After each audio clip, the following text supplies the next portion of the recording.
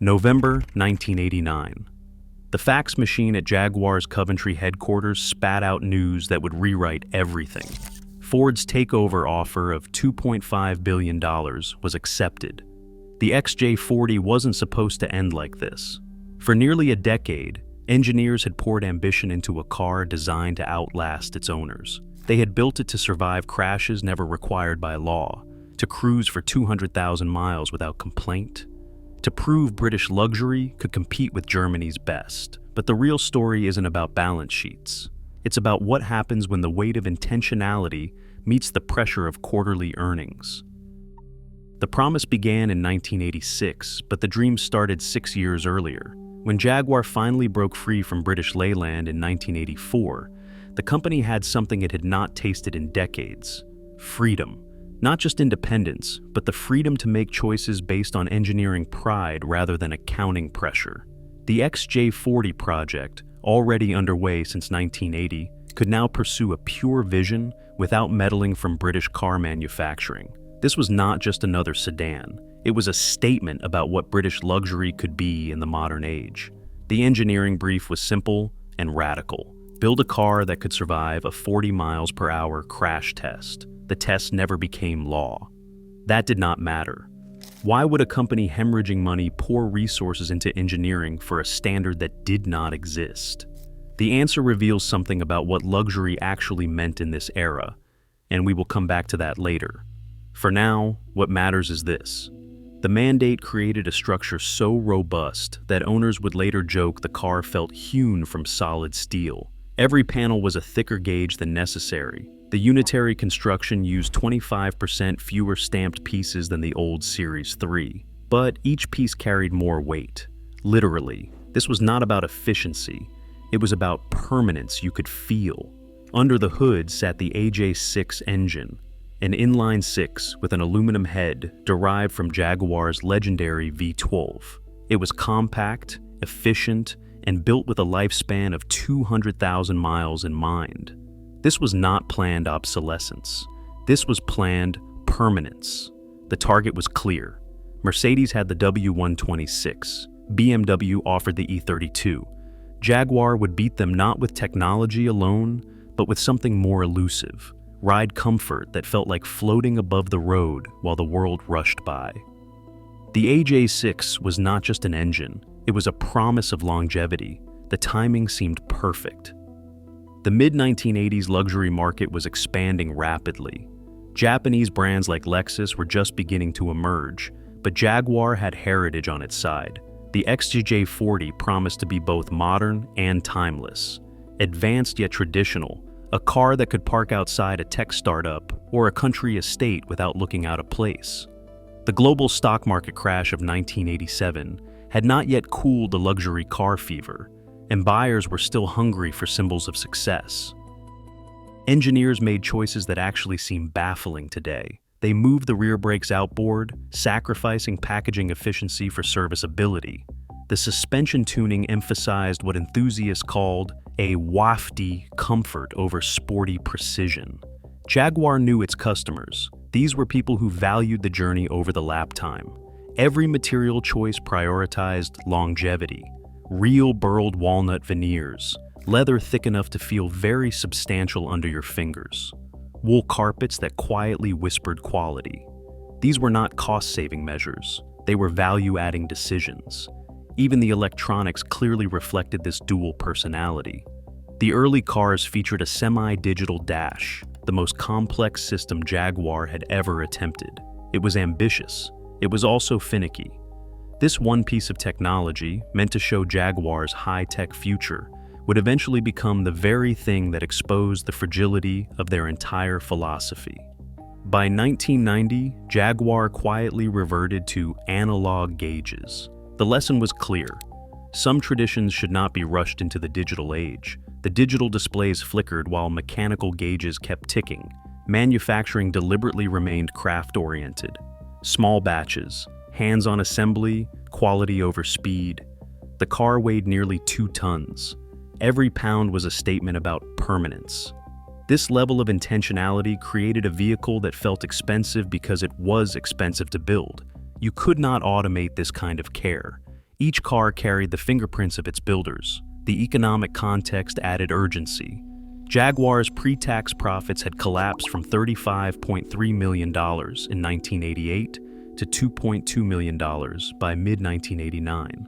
Currency fluctuations devastated U.S. sales, Jaguar's most important market. The old reputation for unreliability haunted the brand despite genuine engineering improvements. Warranty claims were increasingly mounting as the company simply lacked resources to fix systemic issues. The XJ40 was born into a financial crisis, yet the XJ40 carried all this ambition into showrooms. It was a car built for a future that was already slipping away. And the distance between Coventry's dreams and reality was about to become truly very clear. The XJ40 was a rolling argument against compromise. Every aspect of its construction spoke of a different set of priorities that would become foreign to the car industry within a decade. The structure itself was the foundation. By using 25% fewer stamped panels than the old Series 3, Jaguar could afford to make each one from a heavier, more substantial grade of steel. The result was a body shell that felt dense, solid, and permanent. You could hear the difference when a door closed. That was not a clang. It was a deep, resonant thud. That sound was engineered. The interior was a tactile museum of materials that still had meaning. The dashboard was not simply covered with wood. It was shaped from real burled walnut veneers, book-matched and polished by hand. The grain was not a printed pattern. It was the actual history of a tree. The leather was not just a covering. It was Connolly hide, thick and supple, with a smell that filled the cabin with a sense of substance. Wool carpets were chosen not for their low cost, but for their ability to deaden sound and feel luxurious underfoot. Every material had a purpose beyond aesthetics. It was about texture, weight, and longevity. Even the engineering choices prioritized the human experience over pure efficiency. The famous wafty ride quality was not an accident. It was the entire point. Jaguar suspension engineers tuned the car to absorb imperfections, to isolate occupants from the harshness of the road. The rear brakes were moved outboard, a decision that sacrificed valuable trunk space. Why? So a mechanic could service them in an hour, not a day. The car was designed to be maintained, to be kept on the road for decades. Intentionality you could measure in service hours saved. The weight told the real story. At nearly 2 tons, the XJ40 was a heavy car, but that weight was not from laziness. It was from substance. Thicker glass, more sound deadening, heavier gauge steel in the doors, a drivetrain built with generous safety margins. In an era just beginning to obsess over fuel economy, Jaguar made a conscious choice. Comfort and durability were worth the extra pounds. The car's heft was a physical manifestation of its commitment to quality. It felt expensive because it was literally heavy with intention. Manufacturing reflected this philosophy perfectly. The Browns Lane plant in Coventry was not a high-speed assembly line. It was a series of Craftsman stations. Cars moved slowly. Workers had time to fit trim pieces carefully, to align panels by eye and by hand. There was a tolerance for variation because each car was somewhat unique. The gaps between body panels might not be perfectly uniform, but the parts themselves were substantial. This was the opposite of modern, robotic precision. It was human-scale production, where quality was judged by feel as much as by measurement. The early semi-digital instrument cluster represented a rare moment of overreach. Jaguar wanted to appear high-tech, to match the digital dashes appearing in German rivals, but the technology was not mature. The vacuum fluorescent displays were prone to flickering. Warning lights would illuminate for no apparent reason. It was an uncharacteristic stumble. By 1990, Jaguar admitted the mistake and reverted to traditional, elegantly backlit analog gauges. It was a quiet but significant retreat. Some things, they learned, are better left to proven mechanics. The soul of the car was analog. This level of detail created a paradox. The XJ40 was incredibly expensive to build. The profit margin on each car was thin, and the production rate was slow. In a global market racing toward higher volumes and lower costs, Jaguar was building a museum piece on wheels. The company's financial reports told the story. There was massive investment in tooling and materials, coupled with a selling price that could not fully cover it. They were selling a masterpiece, but the business model was that of an artisan's workshop, not a global corporation. The intentionality was everywhere. In the click of a window switch, the precise damping of the glove box door, the way the steering wheel felt in your hands. These were not random outcomes. They were the result of thousands of deliberate decisions, all pointing in one direction. Build something that lasts. Build something that feels special every single day. Build something that justifies its price, not with badges, but with experience. For a brief moment, the XJ40 existed as the purest expression of that ideal. A car where every pound, every stitch, and every engineering choice was a statement against the coming tide of compromise. It was built not just for the road, but for history. And that, as the accountants were about to prove, was a very expensive proposition. The first signs weren't mechanical, they were electrical. A flicker in the digital dash, a warning light that glowed for no reason, an electric seat that would forget its position. For owners expecting flawless British luxury, these gremlins were deeply disappointing. The car's robust mechanical heart was beating strong, but its nervous system was temperamental. It was a paradox. You had a 2-ton tank of a car that felt solid as a bank vault, yet it could be confused by a simple sensor. The contrast between the physical heft and the digital fragility was jarring. Then came the inconsistencies. Panel gaps varied from one car to the next. A piece of chrome trim might not align perfectly with the door. The fit and finish, that final layer of craftsmanship, depended heavily on which team had assembled the car on which day. The press noticed. Reviews would praise the sublime ride, the serene cabin, the effortless power, and then add a quiet, almost apologetic note about build quality. It wasn't that the cars were falling apart, it was that they weren't perfect. And at this price, perfection was the only acceptable standard. The financial reality behind these cracks was becoming catastrophic. By late 1989, Jaguar was hemorrhaging money. Pre-tax profits had collapsed from $35.3 million to just $2.2 million in a matter of months. The company was running on fumes. Currency swings had made the cars prohibitively expensive in the United States, Jaguar's most vital market. At the same time, the cost of building each XJ40, with its heavy materials and slow, hands-on assembly, was unsustainable. The very intentionality that defined the car was bankrupting the company that built it. Warranty claims began to mount into a tidal wave. Every flickering display, every misaligned trim piece, every minor electrical fault meant a repair bill. Jaguar simply didn't have the capital or the parts pipeline to fix them all quickly. Cars sat at dealerships waiting for modules shipped from England. The old reputation for unreliability, which the XJ40 was meant to bury forever, came roaring back. It was a cruel twist. The car was engineered to last 200,000 miles, but its reputation was being destroyed in the first 2,000 miles. The problem wasn't a lack of care. The craftsmen in Coventry were still building cars with pride. The problem was a system stretched beyond its limits. The craftsman's workshop model couldn't scale to meet global demand and global quality expectations. Rivals like Mercedes and BMW had embraced rigorous, standardized manufacturing. Jaguar was still relying on the skilled eye of individual workers. In the 1970s, that variation was part of the charm. In the late 1980s, it was a critical flaw.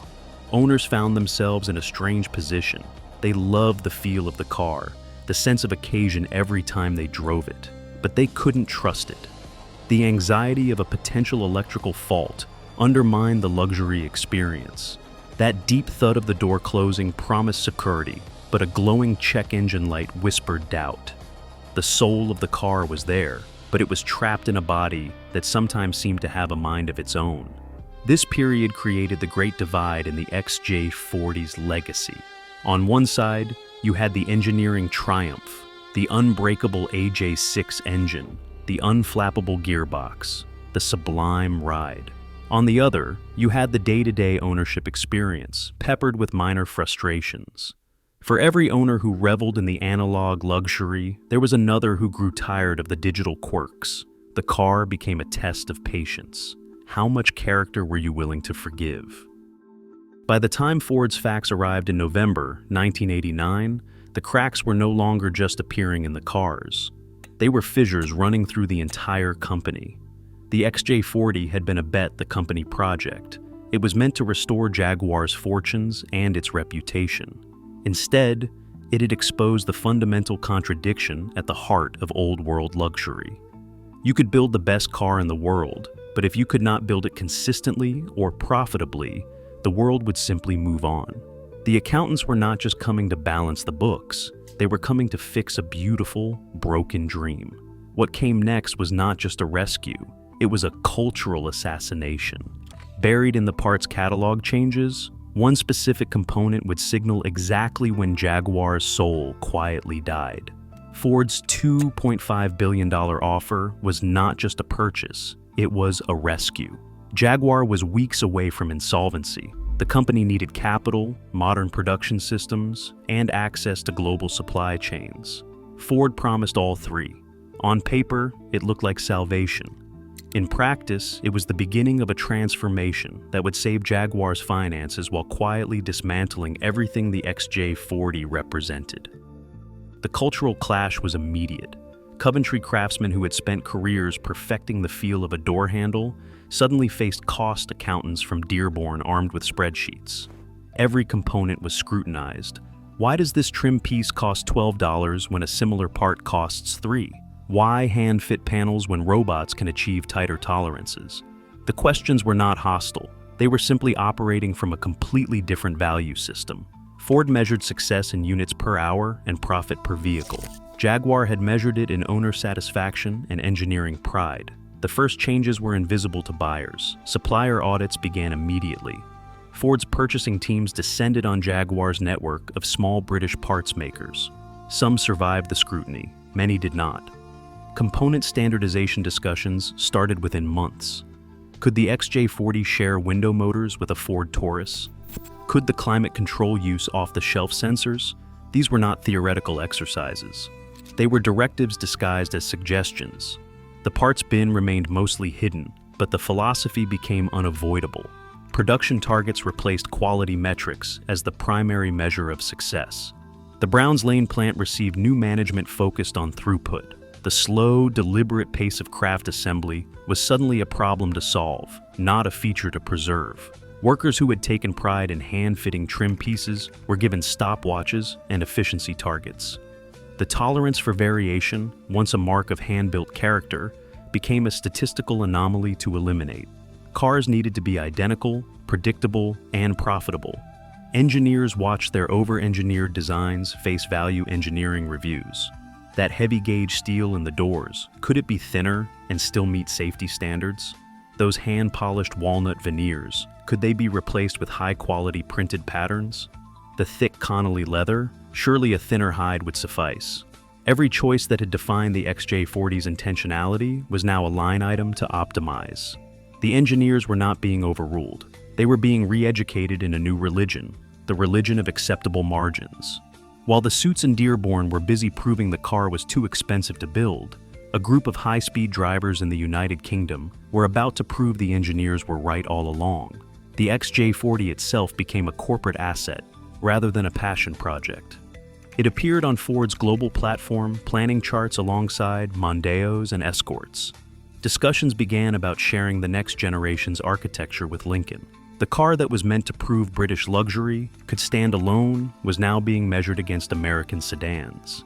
The irony was crushing. Jaguar had been rescued, but the rescue came with conditions that fundamentally altered what Jaguar meant.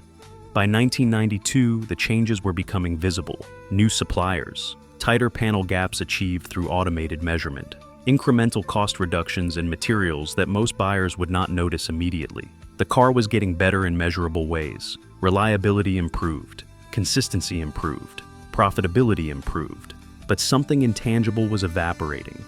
The soul was not dying. It was being rationalized away, one spreadsheet cell at a time. The 1990s would bring genuine improvements to the XJ40 and its successors. but they would come at a cost no balance sheet could capture. The X300 update arrived in 1994, carrying Ford's fingerprints in ways most buyers would never see. AJ16 engines replaced the earlier AJ6 units, bringing coil-on-plug ignition and full electronic engine management. On paper, this was progress. The new system allowed the engine and transmission to communicate, optimizing shift points and fuel delivery. The result was smoother, more efficient, and more reliable. The engineering was genuinely better, but it was better in a different way. The old engines had mechanical personality, the new ones had digital precision. Production methods changed even more dramatically. Ford invested heavily in a modern assembly system. The old craft stations gave way to a doors-off conveyor line. Computerized panel gap measurement replaced the skilled eye of veteran workers. Just-in-time parts delivery cut inventory costs, but removed the buffer against supplier issues. If a shipment was late, the line stopped. The system was efficient, but it was also fragile in new ways. The tolerance for human judgment evaporated. Everything became measurable, trackable, optimizable. The factory floor transformation won Ford's Q1 Quality Award, a badge of corporate excellence. Panel gaps tightened to tolerances the old Craftsman could never achieve by hand. Consistency improved dramatically. Every car leaving the line was nearly identical to the last. Robots welded door frames and quarter panels in single pieces, eliminating assembly steps and reducing variation. The cars were objectively better built. They just weren't built the same way. Materials shifted in subtle but telling ways. Color-matched plastic bumpers replaced the old chrome units, meeting modern safety standards while cutting costs. Bonded, flush-fitting glass improved aerodynamics and reduced wind noise. These were genuine improvements for daily driving. Yet something was lost in translation. The old chrome bumpers had weight and presence. The new plastic ones were practical.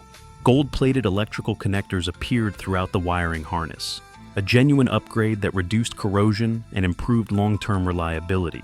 Ford was solving real problems. The hand-built feel evaporated completely. Doors closed with the same thud, but now every door closed exactly the same way. Trim pieces aligned perfectly, but they no longer carried the subtle variations that marked individual assembly. The wool carpets remained, but they were now cut by laser rather than shears. The walnut veneers stayed real, but the book matching became standardized.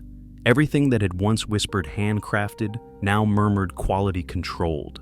The cars became more reliable, more efficient, and more profitable. Warranty claims dropped. Customer satisfaction scores rose. Dealers could actually keep cars in stock without fearing electrical gremlins. By every rational metric, Ford had succeeded. They had taken a beautiful but flawed product and made it genuinely competitive. The transformation was a corporate triumph. Yet owners noticed something missing. The car felt lighter, not in weight, but in spirit. It was smoother, quieter, more refined, but also more clinical. The imperfections that had once frustrated were gone, but so was the character they had accompanied. You could drive the new XJ and admire its competence without ever falling in love with its soul. Jaguar had solved the quality crisis. They had made the car better, but had they solved the wrong problem? The question hung in the air like exhaust on a cold morning. Thousands of XJ40s remain on roads today, enduring, defying every prediction made during their troubled birth. Many have crossed the 200,000-mile threshold their engineers promised. Some have gone further. The AJ6 and AJ16 engines, built with those generous safety margins, keep running. The ZEF gearboxes, maintained with regular fluid changes, refuse to quit. The heavy steel bodies, engineered for that phantom 40-mile-per-hour crash test, absorb decades of use without complaint. The car's durability wasn't marketing, it was prophecy. Enthusiast communities have become the keepers of the craft ethos. Forums document every quirk, every fix, every hard-won lesson about keeping these cars alive. Clubs organize meets where survivors gather, their panel gaps still varying slightly, their analog gauges still sweeping smoothly. Specialist mechanics have emerged, people who understand the philosophy behind the engineering choices. They know why the rear brakes were moved outboard. They appreciate the serviceability built into every system. These are not just mechanics, they are archaeologists of intentionality. The UK police specials proved the durability in the harshest possible conditions. Hundreds of XJ40s served as motorway patrol cars into the late 1990s, racking up enormous mileage at sustained high speeds. They were thrashed, maintained on tight budgets, and expected to perform flawlessly during pursuits. Most did. When they were finally retired, they became a vital source of spare parts for the survivor community. Those police cars validated everything the engineers had promised. The car could take punishment and keep going. The remaining examples split sharply into two categories: absolute disasters and cherished survivors. The disasters suffered from deferred maintenance, electrical neglect, and the accumulated weight of minor issues left unresolved. They are parts donors now, sacrificed to keep better examples alive. The survivors are different. They are maintained with religious devotion by owners who understand what they represent. Fresh fluids, careful electrical diagnostics, preservation of original materials wherever possible. These cars are not just transportation. They are rolling arguments against planned obsolescence. The XJ40 occupies a unique position in automotive history. It was the last independent Jaguar and the first modern one. The last car built entirely to Coventry's own standards before Ford's influence reshaped everything. Yet, it was also the first Jaguar to fully embrace electronic management, safety regulations, and global market demands. It stands at the intersection of two eras, one foot in craft tradition and one in corporate efficiency. That tension defines its legacy. The story reveals luxury's true nature. It was never about leather or wood or badges. Those are just materials. Real luxury was the commitment to material. The decision to use heavier steel when lighter would suffice. The choice to fit real walnut when printed patterns would fool most eyes. The willingness to sacrifice profit margin for ride quality. Luxury was intentionality made physical. It was the accumulated weight of 10,000 careful decisions, each one prioritizing experience over efficiency. The weight difference between early and late models tells the entire story. The first XJ40s were genuinely heavy, dense with substance and purpose. The later X300s, improved in every measurable way, somehow felt lighter. Not in pounds, but in presence. Ford had made Jaguar profitable by making it rational. They had solved the quality problems, tightened the gaps, and modernized the systems. The cars got objectively better, but the soul got lighter. That is the paradox of progress. Sometimes fixing everything means losing something essential. The XJ40 proves that real luxury was not about leather or wood alone. It was about commitment to material, to building something meant to outlast its era. When Ford made Jaguar profitable, they also made it ordinary. The cars improved, but the soul grew lighter. If you appreciate when things were built to last, subscribe for more stories of lost craftsmanship.